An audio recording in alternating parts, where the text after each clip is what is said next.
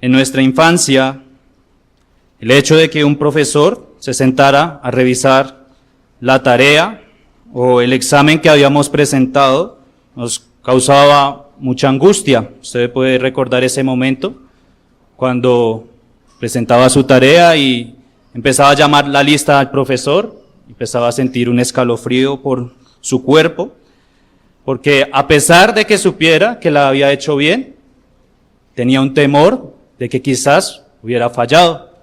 Pensaba, tal vez olvidé el signo, o no puse todas las ciudades en el mapa, cualquier cosa. Claro, ese miedo hubiera aumentado si usted era de esos vagos que no hacía la tarea, pero por lo general siempre una persona cuando es examinada siente cierto temor. A ninguno de nosotros nos gusta que nos examinen.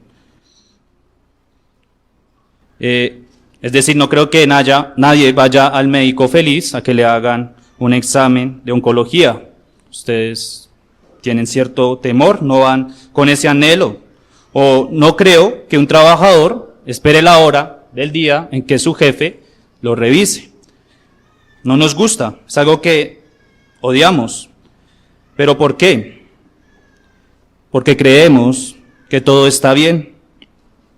Creemos que en nosotros no hay nada malo. No nos gustan los exámenes porque nos da miedo que al ser evaluados y una vez obtenidos los resultados, nos demos cuenta de que realmente no todo está bien, que nos falta algo. Hemos venido hablando últimamente de las sendas antiguas, sobre nuestros pecados, la conversión, la justificación, la cruz de Cristo. Y alrededor de todas estas enseñanzas he tratado de confrontar su alma con preguntas acerca de su estado espiritual. Y no quiero que piense mal de mí diciendo que iba otra vez este hermano a desanimarme o desalentarme. No es mi intención, sino que con estas preguntas quiero que usted pueda ver su pecado y si necesita una corrección de este, es mejor que lo haga ahora y no lo haga frente al gran tribunal. En nuestro versículo base de esta enseñanza, en Lucas capítulo 17, versículos 5 al 6, vemos cómo los apóstoles del Señor Jesús, los escogidos que habrían de llevar el evangelio a todas las partes del mundo, hacen una petición a su maestro. Usted puede leer allí, ellos dicen, Señor, aumentanos la fe. Los apóstoles habían sido testigos oculares de cómo el Salvador del mundo hacía milagros y cumplía las promesas que desde la antigüedad los profetas ya habían profetizado. Sin embargo, después de varias enseñanzas acerca de cómo debían afrontar las dificultades de este mundo, ellos se ven confrontados y piden al Señor desesperadamente que les aumente la fe. Pero Cristo les responde de la siguiente manera: si tuvieres fe, así fuera tan pequeña como un grano de mostaza, podrías decirle a este sicomoro, desarráigate y plántate en el mar, y os obedecería. Con esto, Cristo estaba denotando que no se trata simplemente de la cantidad de fe, sino también de su eficacia. Les enseña de forma figurativa ese gran poder que tiene la fe. Por muy pequeña que ésta sea, puede que creas y no conozcas mucho, pero y no conozcas mucho de las enseñanzas de Jesús. Pero si esta no es profunda en tu alma, no es más que solo palabras. Hoy en día tenemos falsos maestros que utilizan este versículo y otros más para motivar a las personas a reclamar. Ellos les dicen a sus discípulos que deben pedirlo con fe. Pida a Dios con fe que le llegará su carro, su casa, su salud. Pero esto está muy lejos de lo que realmente es la verdadera fe. Es por eso que en este día hablaremos de 4 generalidades de la fe. 4 generalidades de la fe una de las sendas antiguas por la cual debemos transitar los hijos de Dios. Dentro de estas generalidades hablaremos primero de su significado. Nos preguntaremos ¿qué es la fe? ¿Es un sentimiento, una capacidad? ¿Es una acción que hace el hombre? ¿O es una obra del Espíritu Santo? Daremos algunos significados, algunas definiciones. También hablaremos en segundo lugar de sus elementos. ¿Qué elementos tiene la fe? ¿De qué está compuesta y qué partes del hombre involucra? Tercer lugar, observaremos cuál es el objeto de la fe. ¿Tiene algún fundamento único la fe? ¿En qué se fundamenta esta? Y por último, veremos el producto de la fe. Y es, ¿qué se espera que produzca la fe en quienes es depositada? Hemos venido hablando de la fe, en las últimas enseñanzas de nuestro pastor también la vimos.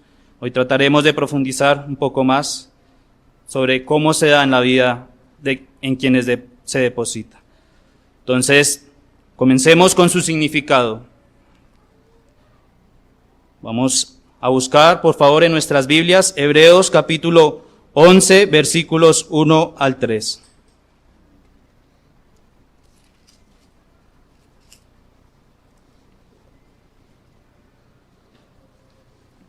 Hebreos capítulo 11, versículos 1 al 3, dice allí la palabra de Dios: es, pues, la fe la certeza de lo que se espera, la convicción de lo que no se ve. Porque por ella alcanzaron buen testimonio los antiguos. Por la fe entendemos haber sido constituido el universo por la palabra de Dios, de modo que lo que se ve fue hecho de lo que no se veía. Para iniciar con su significado, aclararemos que esta no es un término únicamente religioso ni teológico, sino que se usa también con frecuencia en otro sentido. Tiene más de una connotación. Para que podamos ver cuáles son esos usos que se le puede dar, haremos un listado de los más preeminentes usos que tiene la fe. Entonces, primero, vemos que la fe es una persuasión de la verdad. La fe es una persuasión de la verdad. Es una persuasión más fuerte que una mera opinión y no obstante más débil que el conocimiento de algo ciertísimo. Es decir, proposiciones que tienen probabilidades de ser verdaderas, pero que con certeza no lo son. Por ejemplo, si pusiéramos a competir en una carrera de atletismo a la persona más rápida que tengamos aquí en la iglesia contra Usain Bolt, creo que todos tendríamos la certeza de quién sería el ganador. Puede que la carrera no haya ocurrido aún, pero tenemos cierta certeza de cuál sería el resultado, pues las estadísticas o probabilidades juegan a favor de Usain Bolt. Entonces, la fe puede ser usada en este sentido como una persuasión de la verdad que probablemente sea verdadera, pero que con certeza no lo es. Otro uso que tiene la palabra fe es una certidumbre inmediata. Una certidumbre inmediata. Con esto estamos queriendo decir que no necesariamente necesita ser comprobada. Hay certidumbres que el hombre obtiene por la percepción, la experiencia o la deducción lógica, pero hay certidumbre que es intuitiva. Por ejemplo, usted no necesita tener fe para saber que el fuego quema. Usted sabe por la experiencia que esto es verdad. Pero hay otra parte de certidumbre que puede obtenerse de manera intuitiva. Y quizás es aquí donde encontramos ese disque sexto sentido que tienen las mujeres. Por ejemplo, hay personas que son muy persuasivas. Hay personas que usted puede conocer, que son expresivas. Usted puede conocer cómo está su estado emocional solo con mirarlas. Podemos ver si están tristes o felices. Y puede que no esté triste o feliz en ese momento, puede que usted esté equivocado, pero en su mayor parte usted puede reconocer su estado emocional. No es algo ciertísimo, pero está la intuición de que puede ser así. Entonces vemos en estos dos usos que hemos mencionado que la percepción de la verdad y la certidumbre inmediata se puede ver que son usos que involucran el intelecto. Se dirá, pero ¿por qué el intelecto? Aquí de una u otra manera estos dos usos se conectan con conocimientos previos que usted ha tenido. En el caso primero que les mencioné están las estadísticas o la experiencia y en el otro la experiencia. Ahora vamos a ver dos usos de la fe que van más allá del intelecto. Vimos dos usos, que fue una persuasión de la verdad, una certidumbre inmediata, que son únicamente, se utiliza el intelecto para estos, y veremos otros dos usos que van más allá del intelecto. El tercer uso que tiene la fe es la confianza. Se usa con frecuencia para denotar la convicción de que el testimonio de otro es verdadero y de lo que promete, de lo que él promete, será hecho. Hay personas que inspiran esto, que si hablan, tenemos la confianza de que lo que dice esta persona es verdadero. También usted puede encontrarse en ocasiones en donde usted deposita su confianza en personas sin conocerlas. Por ejemplo, cuando usted se sube a un vuelo, a un avión, puede que no conozca ni siquiera al piloto, no sepa si es su primer vuelo, y aún así usted deposita su confianza en él. Aquí usted puede ver que hay un acto más que involucra la voluntad, ya que el elemento de confianza se presenta en primer plano. Claro, usted puede saber que si hay un piloto allí es porque sabe pilotear el avión, pero deposita voluntariamente su confianza sobre esta persona. Es por esto que cuando se pierde la confianza de una persona, al estar ligada a la voluntad, es difícil poder recuperarla, porque usted depositó su confianza ciegamente o su voluntad en esta persona, y al ser traicionado hace que su voluntad cambie hacia esta persona. Y el último uso que mencionaremos, que se le puede dar a la fe, es en sentido religioso, o como es conocido, una fe salvadora. En sentido religioso o como fe salvadora. Puede definirse como una convicción segura, operada en el corazón mediante el Espíritu Santo respecto a la verdad del Evangelio, y una confianza sincera, es decir, una fe, en las promesas de Dios en Cristo. Aquí claramente reconocemos que la fe no es obtenida por el hombre, sino que es puesta por el Espíritu Santo y que se fusiona en la voluntad del hombre. Es de la misma que se menciona en el capítulo 11 de Hebreos, en donde vemos cómo todos los héroes de la fe arraigaban su fe en las promesas de Dios en Cristo. Usted puede leer allí Hebreos 11, 13 al 16, como dice la palabra de Dios.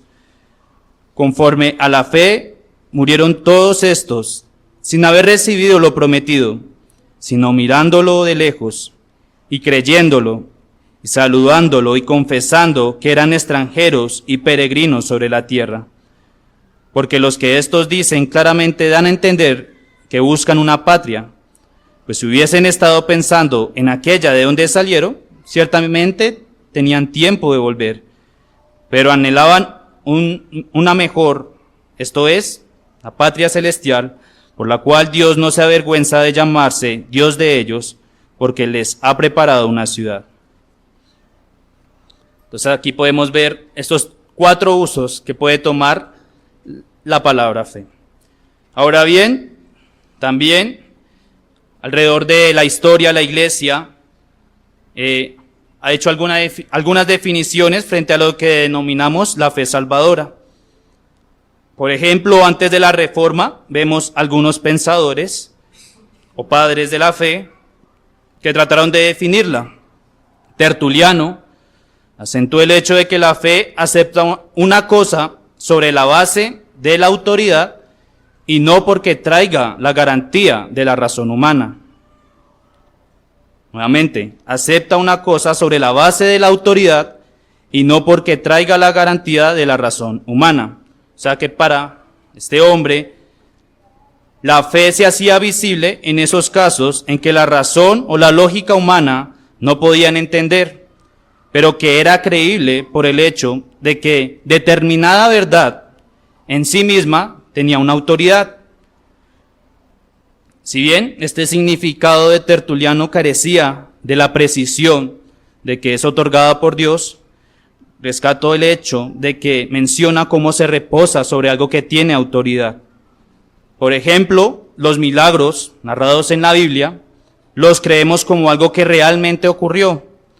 No hay un método científico que hoy a usted le diga cómo se abrió el Mar Rojo, pero usted cree porque es la palabra de Dios lo que lo dice y es su autoridad en la que depositamos nuestra confianza, no de forma metafórica, sino de forma real, como se narra en ella.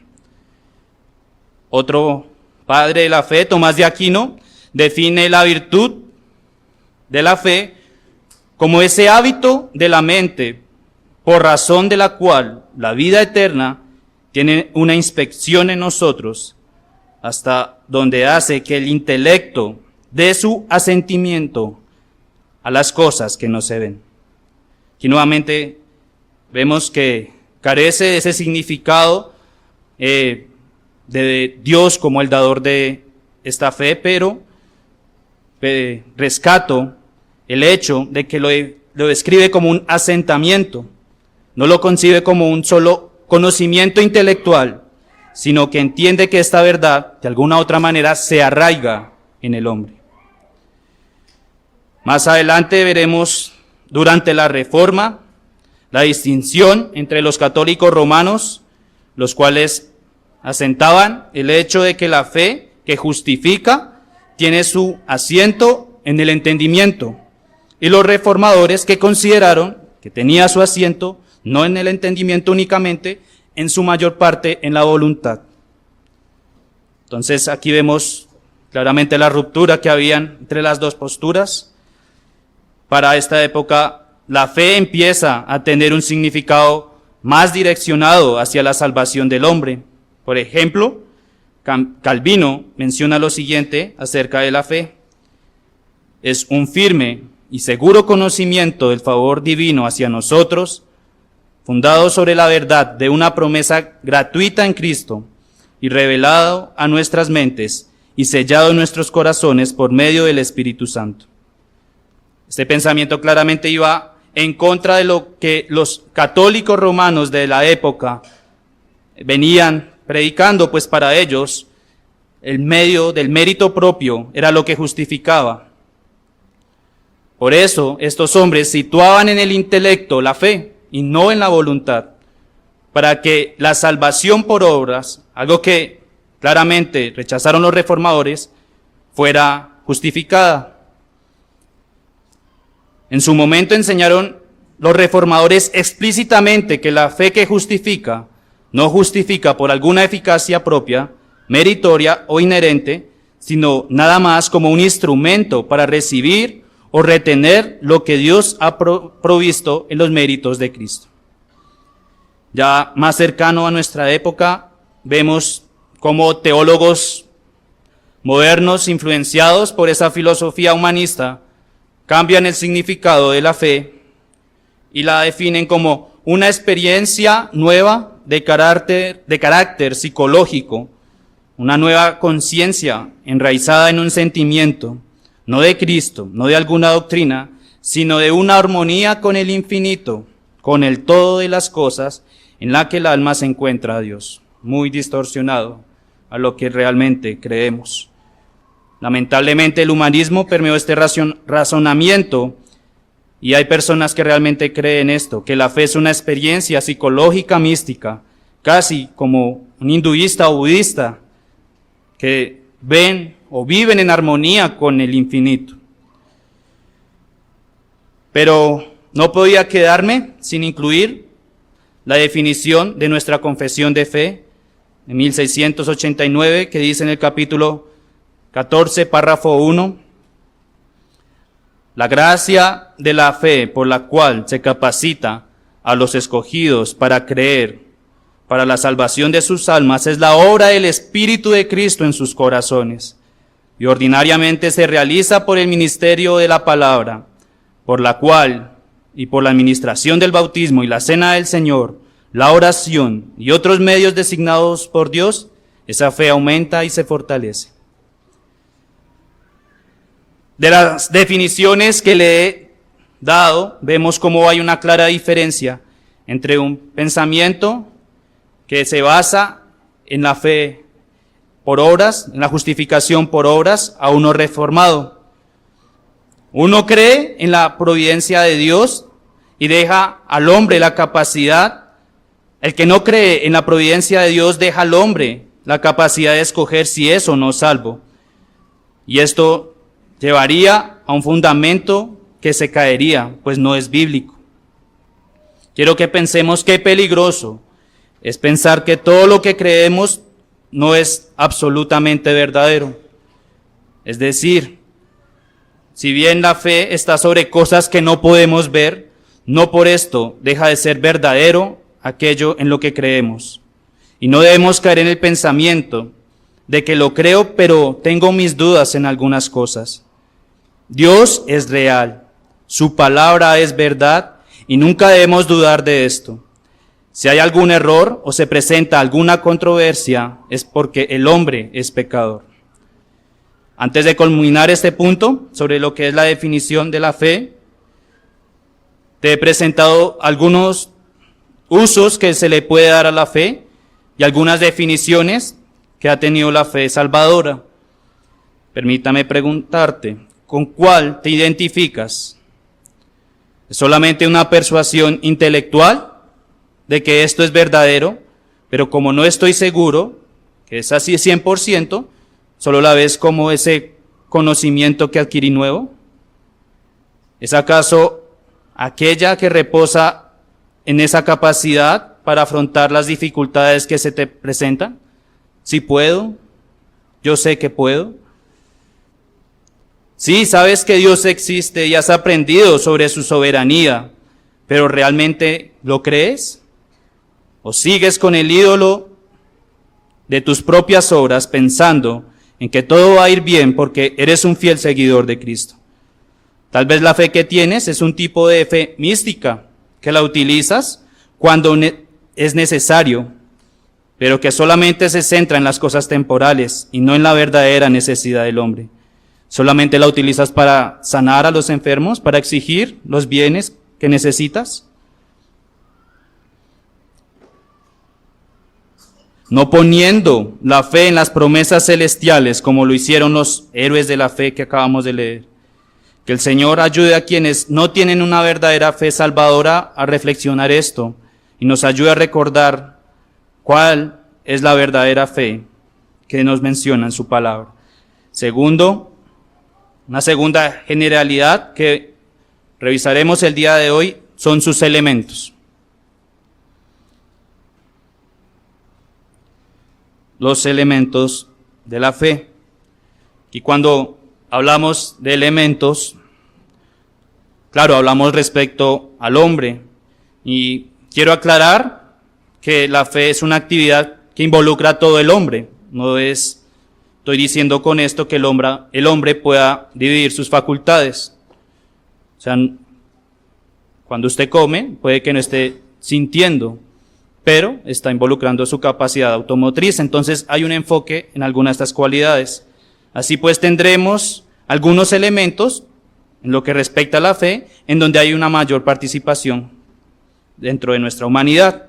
El primero de estos elementos es un elemento intelectual. un elemento intelectual. Romanos capítulo 10, versículo 17.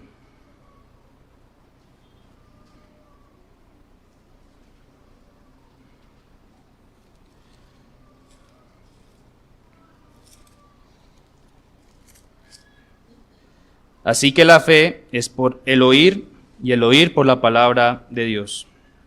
Y claramente Pablo no se refería a escuchar únicamente, sino a comprender realmente la palabra de Dios. El conocimiento de la fe consiste en un reconocimiento positivo de la verdad, en la cual el hombre acepta como tal todo lo que dice su palabra, y especialmente lo que dice respecto a su condición, la depravación del hombre, y acerca de lo que hay en Cristo.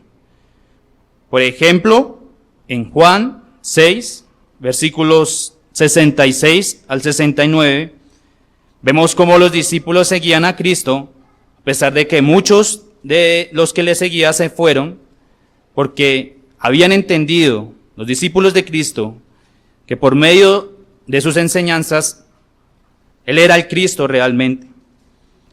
Dice allí, Juan, capítulo 6, versículos 66 al 69. Desde entonces muchos de sus discípulos volvieron atrás y ya no andaban con Él. Dijo entonces Jesús a los 12, ¿queréis acaso iros vosotros, también vosotros? Le respondió Simón Pedro, Señor, ¿a quién iremos? Tú tienes palabras de vida eterna, y nosotros hemos creído y conocemos que tú eres el Cristo, el Hijo del Dios viviente. Aquí vemos como dice que hemos creído y conocemos, decir que está involucrada una parte intelectual. Ahí dice, ¿cómo los discípulos conocieron que era el Cristo? Por oír sus palabras, las palabras de vida eterna. De este elemento intelectual, cabe resaltar que es un conocimiento que afirma verdadera todas las escrituras. Usted puede ver cómo en Hechos 24, capítulo 24, versículo 14, Pablo, en su defensa ante Félix, confiesa cómo creía en toda la escritura. Hechos 24, 14 dice, pero esto te confieso, que según el camino que ellos llaman herejía, así sirvo al Dios de mis padres, creyendo todas las cosas que hay en la ley y en los profetas, que en la ley y en los profetas están escritas. Él dice que cree todo lo que hay en la ley y en los profetas. Todo lo que hemos leído o hemos escuchado de su palabra debe en nuestro intelecto recibirse por algo ciertísimo. No es únicamente aquello en lo que nos interesa más, sino realmente toda la palabra de Dios es útil. No dice, creo únicamente en el Nuevo Testamento o en los Salmos y los Proverbios, sino que he leído de pasta a pasta la santa palabra de Dios y asumo y creo que completamente toda ella es verdadera. También es necesario tener en cuenta que el intelecto se ve convencido de que la palabra es verdad, nuevamente, por la autoridad que ésta tiene, al ser la revelación especial de Dios. Primera Tesalonicenses 2:13 dice, por lo cual también nosotros sin cesar damos gracias a Dios, de que cuando recibiste la palabra de Dios que oíste de nosotros, la recibiste no como palabra de hombre, sino según en verdad la palabra de Dios, la cual actúa en vosotros los creyentes. Claro, debe saberse que ese creer que tiene el intelecto debe fundarse sobre lo que es la verdadera fe. Por lo que el conocimiento intelectual debe ser necesario para que el hombre vea a Cristo como su Salvador. Que hay una pregunta que se hace frente a esto y es, ¿qué tanto debe conocer un hombre para ser salvo? ¿Con qué verdad le debo predicar a un perdido para que pueda ser salvo? Y frente a esto, quiero decir que no debemos caer en ese error de que buscar que el incrédulo sea expuesto al evangelio solamente una parte del cristianismo. Decir solamente que crea en Dios y ya. Pensar que primero lo lleva hacia la fe cristiana y después lo reformo. Cuando usted va a un odontólogo para que le calcen una muela, usted espera que en ese mismo día le haga toda la cirugía completa, no que cabe el hueco y después al otro día le calce. Por lo que es importante ser precisos en los puntos fundamentales en que creemos, o de lo contrario, haremos ver al Evangelio como algo que es falible y puede moldearse al hombre y no el hombre a él. Así que debemos con toda seguridad predicar a Cristo completamente como creemos, hermanos, no solamente con ese temor de que no crean, sino realmente con toda la fe que tenemos, nuestro fundamento, exponiéndolo sin temor. Lo segundo que vemos que tiene la fe es un elemento emocional. Un elemento emocional. Romanos 10, versículos 9 al 10, dice que si confesares con tu boca que Jesús es el Señor y creyeres en tu corazón que Dios le levantó de los muertos, serás salvo, porque con el corazón se cree para justicia, pero con la boca se confiesa para salvación. No hay duda que la fe mueve sentimientos dentro de nosotros. De hecho, como leímos, va muy ligada al conocimiento intelectual. Aquí recordemos que la palabra corazón muchas veces se utiliza en la Biblia en referencia a los sentimientos. Vemos entonces cómo también el elemento emocional en el hombre toma lugar, pues el hombre del que es objeto siente que esa fe satisface en la propia vida una necesidad importante, tal como lo describe el Señor Jesús en Juan, capítulo 6, versículo 35. Aquí usa una figura de el alimento y la bebida como esa necesidad de la que el alma tiene el hombre. Dice allí Juan 6:35, Jesús les dijo: yo soy el pan de vida, el que viene a mí nunca tendrá hambre, y el que en mí cree no tendrá sed jamás. También en Romanos 15:13 usted puede ver cómo nuevamente la palabra corazón aparece allí y es acompañada de gozo y paz. Dice allí Romanos 15:3, y el Dios de esperanza os llene de todo gozo y paz en el creer, para que abundéis en esperanza por el poder del Espíritu Santo. Es tan ligada que en Romanos 10, 8 al 10 también se menciona que está cercana al corazón, dice allí. Mas que dice, cerca de ti esta palabra en tu boca y en tu corazón. Esta es la palabra de fe que predicamos, que si confesares con tu boca que Jesús es el Señor, y creyeres en tu corazón que Dios le levantó de los muertos, serás salvo. Que con el corazón se cree para justicia, pero con la boca para salvación. El hecho de que la fe tenga un elemento emocional va en contra de ese pensamiento de que la fe es meramente intelectual.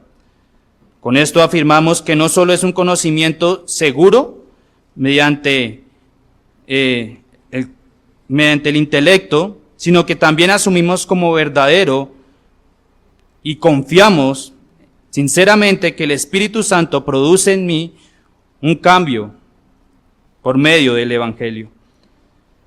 Y en tercer lugar, veremos que tiene un elemento volitivo. Tiene un elemento volitivo, es decir, que involucra la voluntad. Marcos capítulo 10, versículo 52. Dice, y Jesús le dijo, vete, tu fe te ha salvado, y enseguida recobró la vista y seguía a Jesús en el camino. Y este relato está hablando del ciego Bartimeo, y podemos ver cómo ese elemento volitivo que tiene la fe se vio en esa acción inmediata que este hombre hizo después de recibir. Dice que seguía a Jesús. Es volitivo. El hombre en su alma toma una resolución cuando la adquiere, y es de salir en dirección de su Salvador. No solo se queda en un conocimiento y sentimiento momentáneo, sino que trae consigo una determinación donde la voluntad del hombre busca seguir a Cristo. En 1 de Timoteo, capítulo 6, versículo 12, se nos muestra la fe como algo activo que requiere un esfuerzo. Usted puede leer allí, 1 de Timoteo, capítulo 6, versículo 12, lo describe como la batalla de la fe. Dice 6:12, pelea la buena batalla de la fe, echa mano de la vida eterna, a la cual asimismo fuiste llamado, habiendo hecho la buena profesión delante de muchos testigos. También en 1 de Corintios, capítulo 13, versículo 2, se muestra como el simple hecho de haber creído tener fe por no haberla mantenido y no dar frutos de ella. Es como si no tuviera, dice allí hablando específicamente sobre ese amor hacia los hermanos. 1 de Corintios, capítulo 13, versículo 2. Y si tuviese profecía y entendiese todos los misterios y toda ciencia, y si tuviese toda la fe de tal manera que trasladase los montes y no tengo amor, nada soy. Entonces, con esto quiero decir que la fe involucra un elemento volutivo dentro del hombre. El hombre toma determinaciones una vez es impartida la fe en él. Sin esta actividad, el objeto de la fe que el pecador reconoce como verdadero, real y aplicable a sus necesidades presentes, permanece fuera de él, por lo que es necesario que por medio de su voluntad sea convencido de seguir a Cristo. No tendría sentido tener una fe si no hay un cambio en nuestra voluntad. Una tercera generalidad que veremos el día de hoy es el objeto de la fe. El objeto de la fe. ¿Cuál es el objeto de la fe? ¿En qué se fundamenta nuestra fe?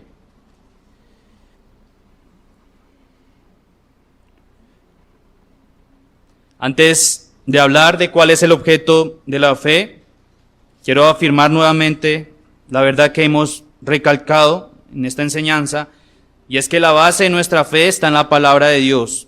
Los católicos romanos encuentran la base de su fe en su iglesia, los racionalistas en su razón, pero el creyente tiene como la base y autoridad de su fe la palabra de Dios. Efesios 1:13 dice, en él también vosotros, habiendo oído la palabra de verdad, el evangelio de vuestra salvación, y habiendo creído en él, fuiste sellado en el Espíritu Santo de la promesa. Ahora sí, en cuanto a su objeto, la fe salvadora se da en dos sentidos. La fe salvadora, en su objeto, se da en dos sentidos. Por una parte, es la convicción de que el evangelio es verdad, que la palabra tal cual como nos la han dado, tiene en sí misma autoridad y es verdadera. Es creer que en ella encontramos una revelación de quién es Dios, de su carácter y de su propósito para con el hombre. Pero también es creer que tiene autoridad y sigue siendo útil en cualquier época. Segunda Timoteo 3:16, toda la escritura es inspirada por Dios y útil para enseñar, para redarguir, para corregir, para instruir en justicia. No creemos de ella de forma parcial, sino que, como leímos, que Pablo argumentaba, creyendo todas las cosas en la ley y en los profetas que están escritas. Por otra parte, la fe se da en un sentido de confianza que tenemos en Cristo como nuestro Salvador. Hay ciertas doctrinas referentes a Cristo y a su obra y determinadas promesas hechas a los pecadores, las cuales el pecador recibe y las toma como ciertísimas. Juan 3:16 dice, porque de tal manera amó Dios al mundo, que ha dado su Hijo unigénito para que todo aquel que en Él cree no se pierda, mas tenga vida eterna. Dios amó al mundo, muchos hoy en día lo ven como un dictador que está airado, pero cuidémonos de no contemplar todos los atributos de Dios. Dios es amor, y aún el Padre ama a su Hijo pródigo cuando éste se va. La base de su amor es Cristo, y Cristo como garante da seguridad de que nuestro Padre no nos dejará morir en nuestros pecados. Nuestra fe reposa en la persona de Cristo, no en Calvino, no en Lutero, no en los pastores de las iglesias de Cristo, sino en Cristo. Ambos sentidos de la fe son necesarios y complementarios. Creemos que la palabra de Dios es verdadera, toda ella, y que nos revela a Cristo. Y creemos en Cristo, porque la palabra de Dios lo muestra como nuestro Salvador. Si nuestra fe no tiene ninguno de estos dos objetos, es una fe muerta. Vamos a ir a nuestras aplicaciones.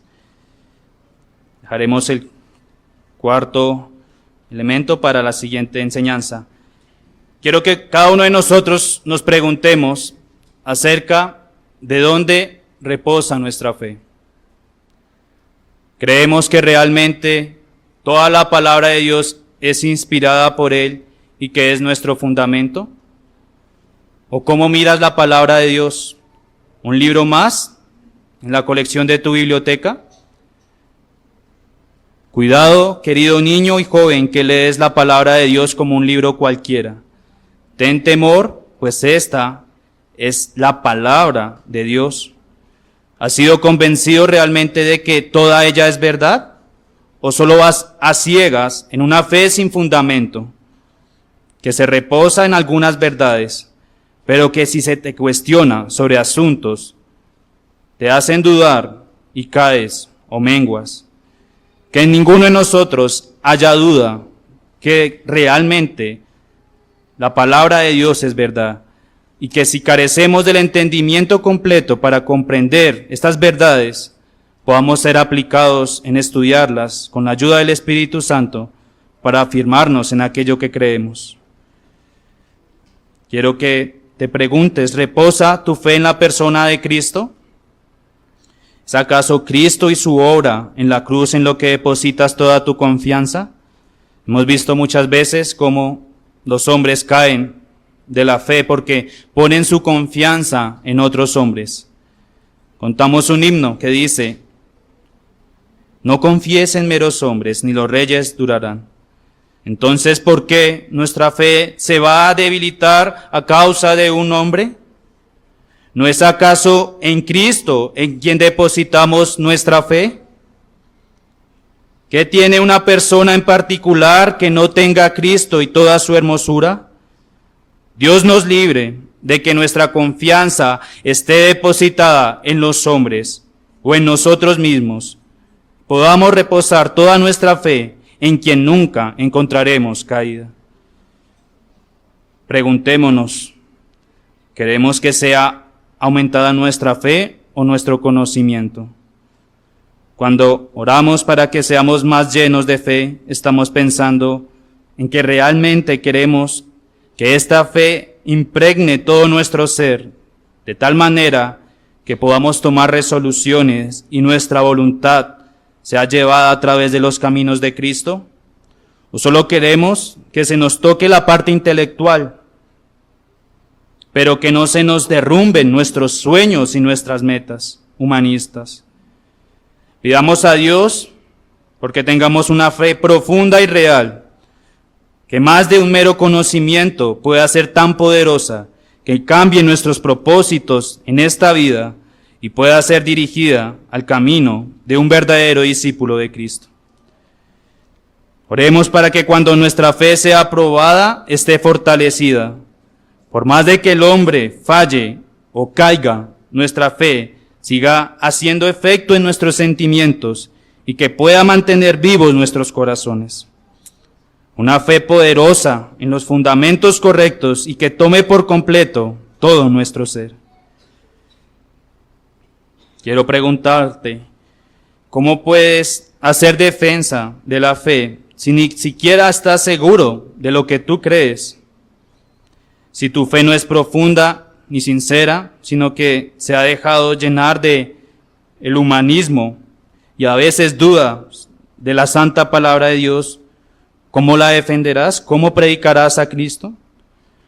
Nuestra evangelización debe ser dirigida a las personas para que crean la fe completamente.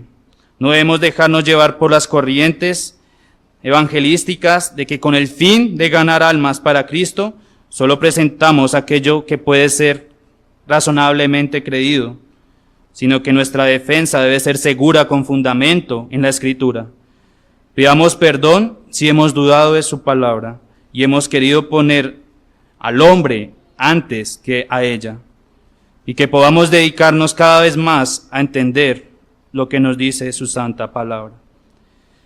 Si en esta mañana has visto que en tu vida no hay una fe salvadora verdadera, pide a Dios que te dé, pero no le pidas pensando en que no te recibirá, pues por más pecador que seas, parte de las enseñanzas de esta fe es que el Salvador da a su pueblo la seguridad de que por más pecador que seas, Él te cogerá entre sus brazos, porque es necesario que el que se acerca a Dios crea que le hay y que es galardonador de los que le buscan. Oremos.